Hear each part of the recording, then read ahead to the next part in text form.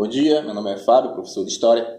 Hoje a aula está direcionada ao terceiro ano do ensino médio, que é o módulo 1, História 2, com o tema A Economia Agroexportadora Brasileira e o Complexo Açucareiro.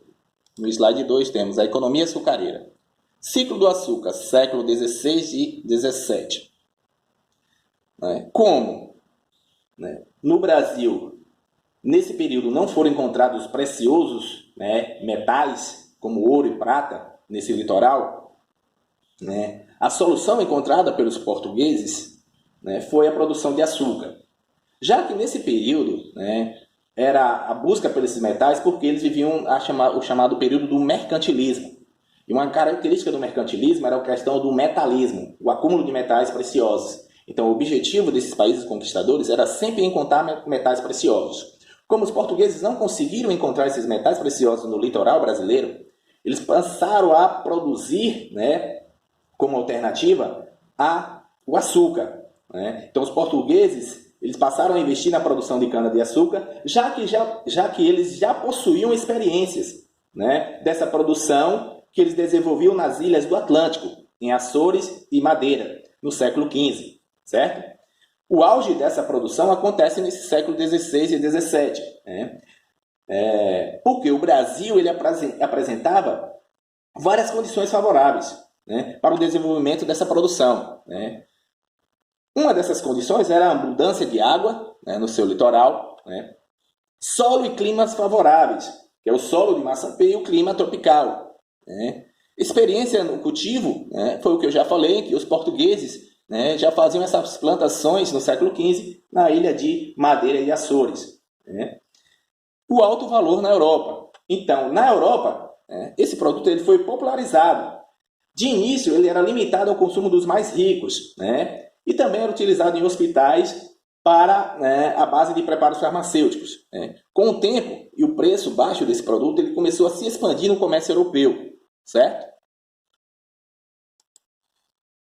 Capitanias hereditárias. Então, essas capitanias eram formas administrativas que foram criadas no período que Martim Afonso de Souza veio para o Brasil, dividiu essas capitanias em 15 lotes de terras e, a partir daí, começaram o plantio da cana-de-açúcar ao longo do litoral brasileiro, sendo que essas terras foram divididas pelo chamado aqui, Tratado de Tordesilhas, em que 370 léguas ficava a porção pertencente a Portugal, a leste, e a oeste ficava o domínio dos espanhóis.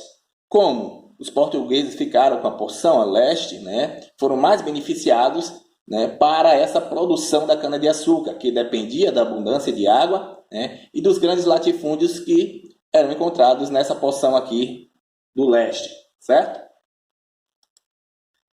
A economia açucareira. Engenhos, unidade produtiva. Casa Grande. A Casa Grande era o local onde viviam os familiares do senhor de engenho e seus agregados, como também era o setor administrativo do engenho. Além da Casa Grande, vamos ter as senzalas. As senzalas eram os locais onde eram encontrados escravos, que ficavam confinados após o seu trabalho. Eram locais insalubres, onde eles ficavam acorrentados, e de certa forma proliferavam doenças, porque eram locais que não tinham grande ventilação, certo?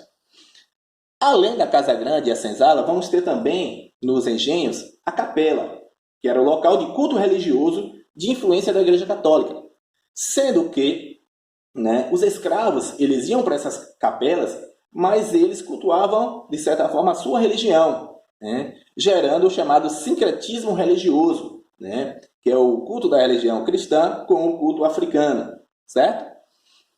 Além da capela, vamos ter a casa de purgar, onde eram produzido açúcar, a moenda, tudo isso fazia parte do engenho.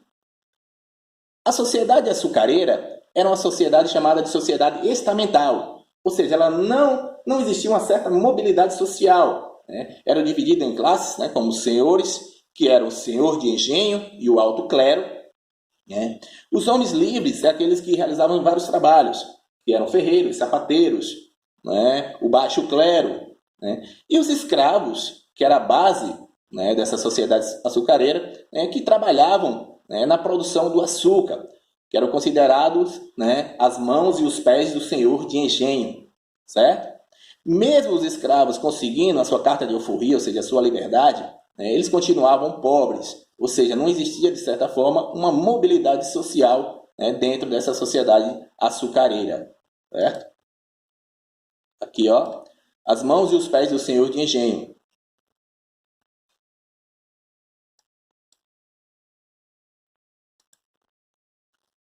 Bom, gente, essa é a primeira parte do nosso assunto. Vamos para a segunda parte.